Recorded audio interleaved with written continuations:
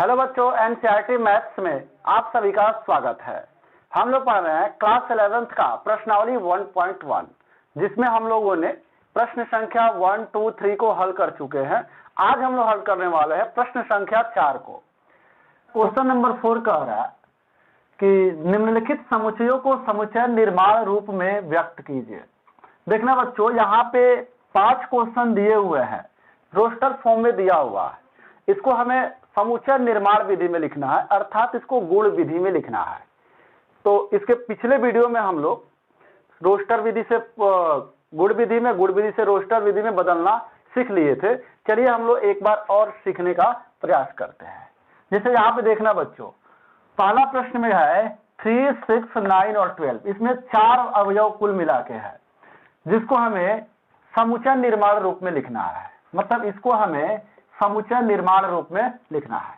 देखिए, तो सबसे पहले समुच्चय निर्माण रूप में लिखने के लिए हमें इसमें गुण खोजना होगा। मतलब एक शब्द खोजना होगा जिसकी सहायता से हम सबको प्रदर्शित कर सके। तो देखिए, इसमें 3, 6, 9 और ये 12, 3, 6, 9 और 12 में ऐसा कोई संबंध हमें ढूंढना है जिसको यहाँ पे हम लिख सके। तो देखिए, यहाँ पे 3, इसका दूना 6, और फिर इसका मतलब ऐसे समझो 3 के मल्टीपल है। 3 दूना 6, 3 का 9, 3 चौको 12। इसका मतलब ये 3 के मल्टीपल के रूप में ये है, यानी ये 3, 6, 9 और 12 ये 3 के मल्टीपल है। इसका मतलब हमें ये गुण मिल चुका है। अब कैसे लिखेंगे, तो देखिए एक मजला कोष्टक लगाएंगे। यहाँ लिखेंगे x सच दैट x अब बराबर, x किसके बराबर है इसमें हमें डिफाइन कर देना है। जैसे देखिए, x जो होगा वो 3n के बराबर होगा, जहां n प्राकृतिक संख्या है, प्राकृतिक संख्या है। ध्यान से समझिएगा इसको। इसके कहने का अर्थ है x बराबर 3n, मतलब ये 3n के रूप का है, मतलब 3 के मल्टीपल के रूप का है। जहां n क्या है, 1, 2, 3, 4, 5, 6, 7, ये सब प्राकृतिक संख्या है। इसका मतलब, लेकिन एक चीज और है बच्चों, ये जो है कि पूरा तो होगा नहीं, ये स्टार्ट होगा मगर n की वैल्यू ज्यादा दूर तक नहीं जा पाएगी। ज्यादा दूर तक नहीं जाने का अर्थ ये है कि n की वैल्यू तो यहाँ पे मान लीजिए 1, 2, 3, 4, 5, 6, 7, ये तो अनंत तक जाएगा। तो ये जो है कि जो समुच्चय बना हुआ है ये अनंत तक नहीं गया है, इसलिए हम इसको बाउंडेशन, मतलब इसकी बाउंडेशन बहुत आवश्यक है। इसलिए हम क्या करेंगे, इसके बाउंडेशन के लिए हम यहाँ पे थोड़ा सा एक कमा लगा के लिख देते हैं। अरे तो एक तरीका और है, हम जहाँ लिखे हैं ना कि जहाँ n प्राकृतिक संख्या है उसको इस प्रकार से भी हम लिख सकते हैं। ध्यान से समझना है, n belongs to capital N, जहाँ कैपिटल N जो है कि नेचुरल नंबर्स होता है। और यहाँ पे दिखा देंगे कि जो n का वैल्यू है वो 1 के बराबर भी हो सकता है और 1 से बड़ा। यहाँ देखिए, यहाँ 3 1 जा 3 होगा, यहाँ 2 रखेंगे तो 3 2 जा 6 हो जाएगा, 3 रखेंगे 3 3 जा 9 हो जाएगा, 4 रखेंगे 3 4 जा 12 हो जाएगा। लेकिन 4 से अधिक नहीं जा रहा। इसका मतलब ये जो वैल्यू होगा वो सिर्फ 4 के बराबर या 4 से कम होगी, यानी कुल मिला के ये 1 और 4 के बीच में ही n की वैल्यू होनी चाहिए। इस प्रकार से लिखते हैं। भले इसमें समय लगा, लेकिन ये समझ में आप लोगों को आना चाहिए। तो चलिए देखते हैं, बारी बारी से सारे प्रश्नों को हम लोग हल करेंगे। जैसे दूसरे प्रश्न में क्या कह रहा है, 2, 4, 8, 16, 32। तो आप लोग इसमें सोचिए कि कौन सा ऐसा गुण है जिसको हम यहाँ पे लिख सके। तो देखिए, 2 का अगर घात 1 लिखेंगे तो 2, और 2 का घात 2 लिखेंगे तो 4 हो जाएगा, और 2 का घात 3 लिखेंगे तो 8 हो जाएगा, और 2 का घात 4 लिखेंगे तो 16, और 2 के घात लिखेंगे तो 5। इसका मतलब एक एक इसका घात बढ़ रहा है। इसका मतलब इसको हम ऐसे लिख सकते हैं, x सच दैट x बराबर, किसका घात बढ़ रहा है बच्चों, तो मान लेते हैं कि n, जैसे 2 का घात बढ़ रहा है, मतलब 2 के पावर n अगर हम कहते हैं तो 2 के जगह पे 1 रखेंगे तो 2 का पावर 2 का 1 बार गुणा होगा तो 2 होगा। अगर 2 के पावर 2 लिखते हैं तो 2 पावर 2 बराबर 4, 2 के पावर 3 लिखते हैं तो 2 के पावर 3 बराबर, यहाँ से हो जाएगा 2 दूना 4 दूना 8, और 2 के पावर 4 रखेंगे तो 16, 2 के पावर 5 रखेंगे तो 32। देखिए, यही तो है 4, 8, 16 और 32, यानी 2 के फॉर्म के रूप में है। इसका मतलब इसको लिख देंगे जहां n बिलोंग करेगा किसमें, वही नेचुरल नंबर्स में। और कहां से कहां तक जाएगा तो देखना बच्चों 1 से लेकर के बस 5 तक ही जाएगा, क्योंकि पावर 5 तक ही यहाँ पे दिया हुआ है।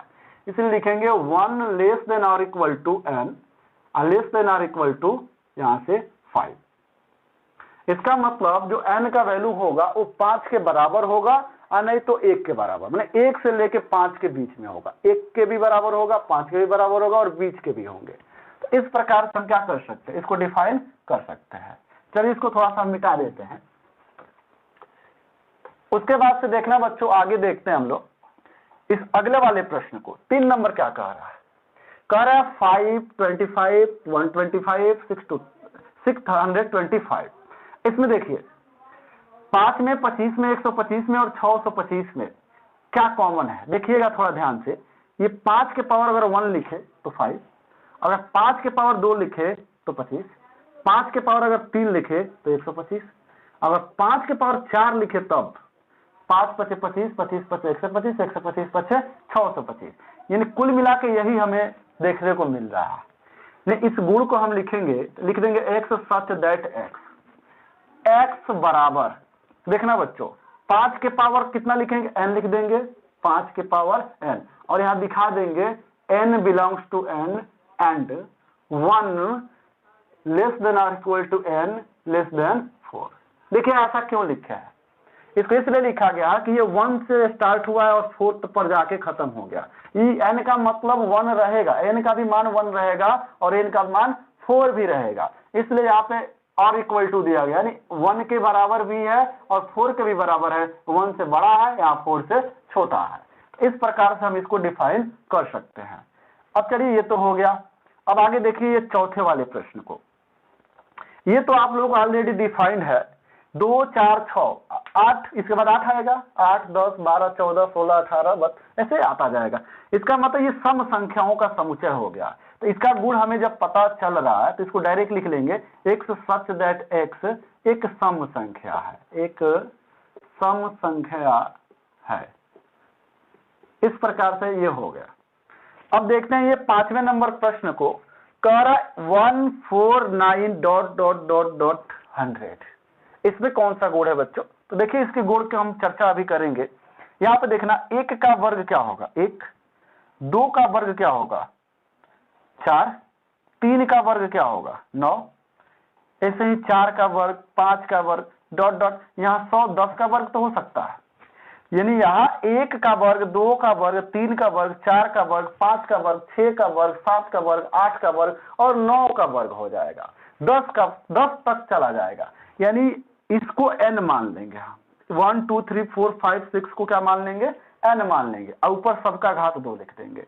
यानी इसको लिखेंगे x सच दैट x बराबर, पहले n मान लेंगे, उसके ऊपर लिख देंगे पावर 2 और यहाँ लिख देंगे n बिलोंग कर रहा है किसमें, प्राकृतिक संख्या में। और n का जो वैल्यू होगा, ध्यान से समझना, n का जो वैल्यू होगा वो 0 से तो अधिक होगा ही होगा। 1 से स्टार्ट हो रहा है, यानी यहाँ पे लेस देन आप नहीं दे सकते, ध्यान से समझना है, यहाँ लेस देन नहीं दे सकते। हाँ, लेस देन देने का एक तरीका है, आप चाहे तो 1 लिख करके less than or equal to दे सकते हैं। सॉरी, लेस देन हम कह रहे थे नहीं दे सकते, यहाँ आर इक्वल टू जब 0 लिखेंगे तो नहीं देंगे, क्योंकि आर इक्वल टू का मतलब बराबर होता है, क्योंकि यहाँ पे 0 के बराबर कुछ नहीं है, इसलिए 1 less than or equal to लिख देंगे। यहाँ लिख देंगे less than or equal to कहां तक गया है, तो 10 तक गया है, तो लिख देंगे 10। तो इस प्रकार से ये 5वें प्रश्न का ये रहा समुच्चय निर्माण रूप। अब हम लोग बात करते हैं 5वें प्रश्न की। 5वां प्रश्न कह रहा है निम्नलिखित समुच्चयों के सभी अवयवों को सूचीबद्ध कीजिए। इसमें एक शब्द आ रहा है बच्चों सूचीबद्ध।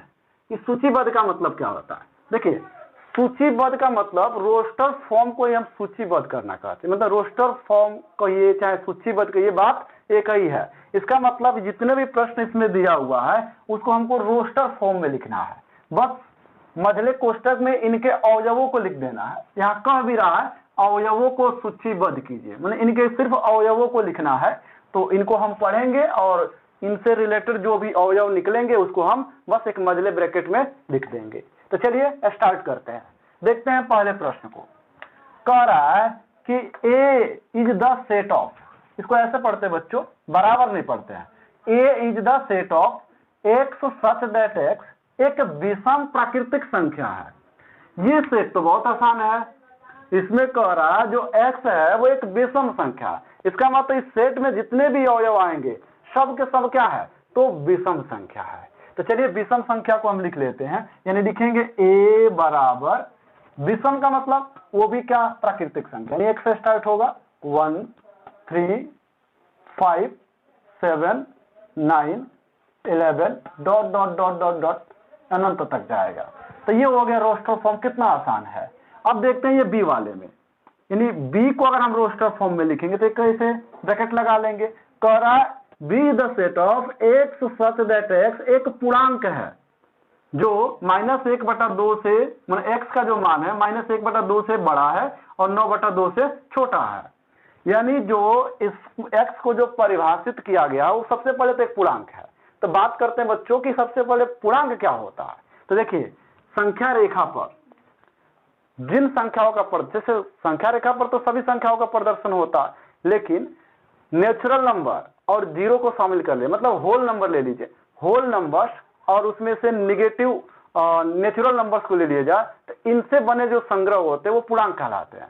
जैसे माइनस वाला भी, यहाँ पे माइनस वाला भी आ जाए, प्लस वाला भी आ जाए और जीरो को भी शामिल कर लिया जाए तो इन संख्याओं को पूर्णांक कहते हैं। जैसे देखिए इसी में जो -1/2 ये खुद का पूर्णांक नहीं है बच्चों, क्योंकि ये बटा वाला पूर्णांक नहीं होता।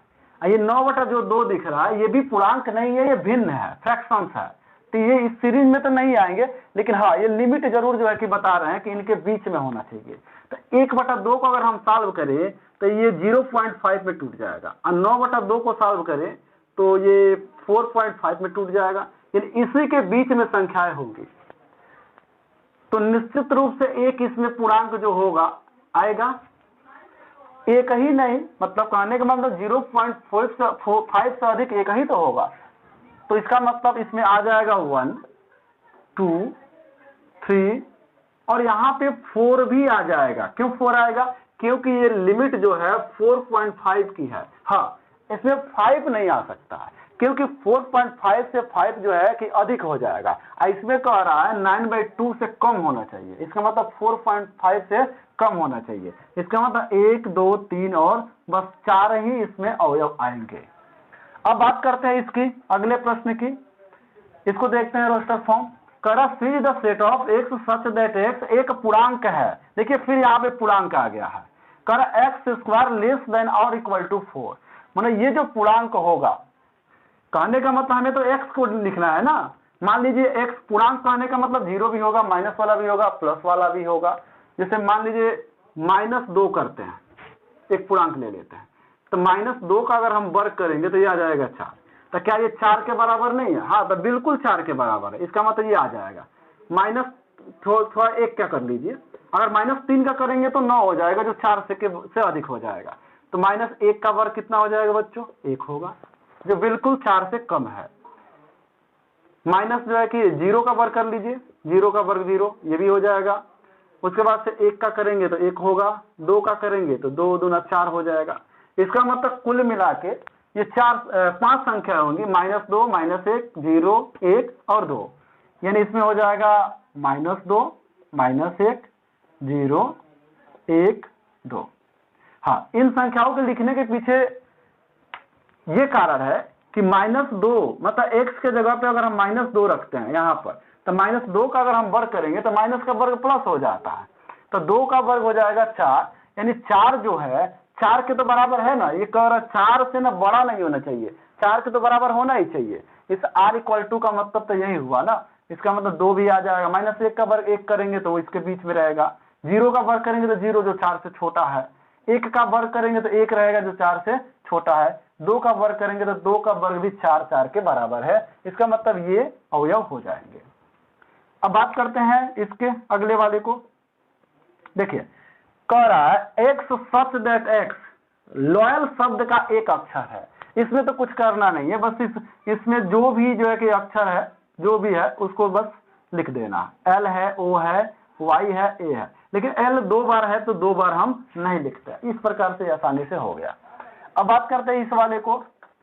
कह रहा एक such is the set of x such that x वर्ष का एक ऐसा महीना है जिसमें 21 दिन नहीं होता है।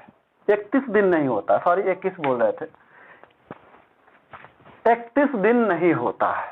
तो बच्चों कौन कौन से महीने हैं जिसमें 31 दिन नहीं होते हैं, उसका हम यहाँ पे एक लिस्ट पहले बनाते हैं और तब उसके अवयवों को हम लिख देंगे। जैसे देखिए कुल मिला के 12 महीने होते हैं, जनवरी, फरवरी, मार्च, अप्रैल, मई, जून, जुलाई, अगस्त, सितंबर, अक्टूबर, नवंबर, दिसंबर। ये कुल मिला के 12 महीनों के नाम है। अब हमें ये पता करना है कि इसमें कौन से जो है कि 31वां महीना है, कौन सा 30वां महीना है। इसका एक तरीका होता है बच्चों। सबसे पहले आप लोगों को क्या करना है, ऐसे हाथ रख लेना है आगे और यहां से स्टार्ट करना है। ये जो ऊपर उठा हुआ जो भाग होगा वो हो जाएगा 31वां महीना, और जो इस धसे हुए भाग में आएगा, जो गड्ढे वाले भाग है, उसमें अगर आता है तो उसको हम कहेंगे कि वो 30वां होगा। एक फरवरी बस 28 होता है, 29 होता है, बाकी सब 30वां होगा। इस तरीके से हम गणना कर सकते हैं। देखिए आपके सामने हम करके दिखाते हैं। जैसे जनवरी से जब हम स्टार्ट करेंगे तो जनवरी उठा हुआ भाग पर है, इसका मतलब ये 31वां महीना है, तो इसको लिख देंगे 31। अब ध्यान देना है, अभी हम काउंट किए थे जनवरी, उसके बाद नीचे जब ये काउंट करेंगे इसमें तो ये हो जाएगा फरवरी। तो फरवरी का मतलब इस धसे वाले भाग में है, तो इसका मतलब फरवरी तो 28-29 होता है, तो इसको तो छोड़ दीजिए, 28 और 29 होता है।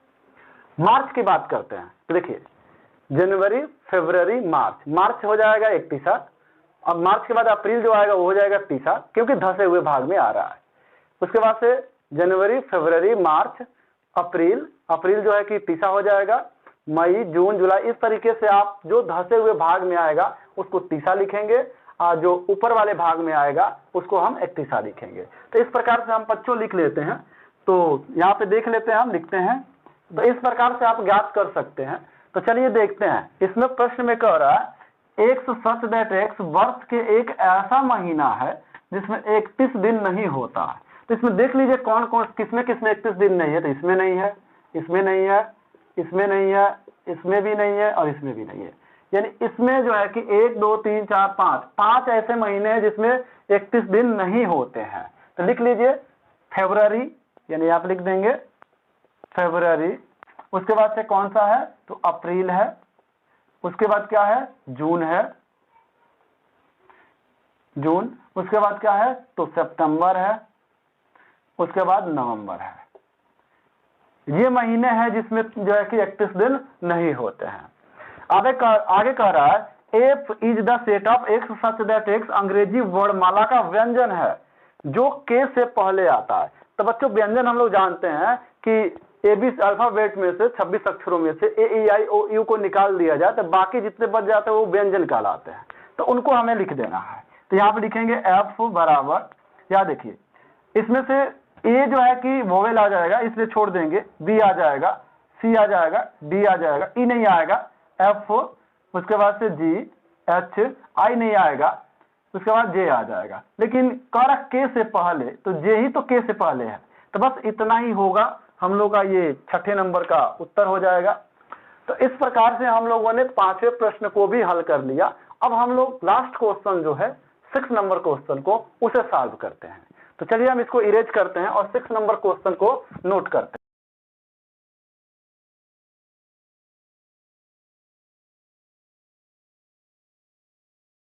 तो देखना बच्चों, 6ठा क्वेश्चन बड़ा इंटरेस्टिंग है। इसमें बस मिलान करना है, मतलब ये बायां पक्ष दिया हुआ है और ये दायां पक्ष दिया हुआ है, जिसमें हमें सिर्फ मिलान करना है कि किसका किसके साथ संबंध होगा। तो चलिए संबंध जोड़ते हैं। ये पहला संबंध किसके साथ होगा, पहले इधर से देखते हैं। इसमें कह रहा है एक्स सच दैट एक्स एक अभाज्य संख्या है और 6 की भाजक है। देखना बच्चों, कह रहा है अभाज्य संख्या।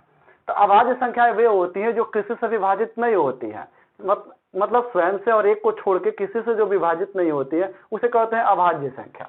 तो सबसे पहले इसमें देख लीजिए कौन सी ऐसी संख्या है जो अभाज्य है। तो हमें तो ये दिख रहा है जो अभाज्य संख्याओं का संग्रह, इसमें तो 6 आ गया है और ये हो गया अभाज्य संख्याओं का संग्रह, तो यही होगा हम लोगों का। इसमें कह रहा 6 की भाजक है, जैसे देख लीजिए 2 का अगर पहाड़ा पढ़ेंगे तो 6 में जो है कि भाग चला जाएगा, 3 से भी जो है कि 6 डिवाइड हो जाएगा, तो इसका संबंध हो जाएगा सीधा ए से। अब देखिए बी नंबर कह रहा x सच दैट x संख्या 10 से कम एक विषम प्राकृतिक संख्या है। संख्या 10 से कम एक विषम प्राकृतिक संख्या है, 10 से कम है और विषम भी है। तो देखिए 10 से कम और विषम कौन है, यहाँ पे देखिए 1 3 5 7 9, ये 1 से लेके 9 तक की विषम संख्या है जो 10 से कम है, तो इसका संबंध हो जाएगा सीधा बी से, यानी 4th नंबर का संबंध होगा बी से। अब 2 प्रश्न और बच गया, देख लीजिए। वैसे तो ऐसे हो ही गया है, मैथमेटिक्स वाला इससे हो जाएगा मैथमेटिक्स से, और एक बच गया इसको मिला देंगे इससे। तो ये रहा कुल मिला के मिलान, ये बहुत ही आसान क्वेश्चन होता है। ऐसे आप लास्ट में एक आखिरी बच जाता है, उसको ऐसे भी मिला सकते हैं। चलिए, तो ये सब रहा हम लोगों का प्रश्नावली 1.1। अब हम लोग आगे की वीडियो में आगे की चीजों को पढ़ेंगे। तो आज के लिए बस इतना ही।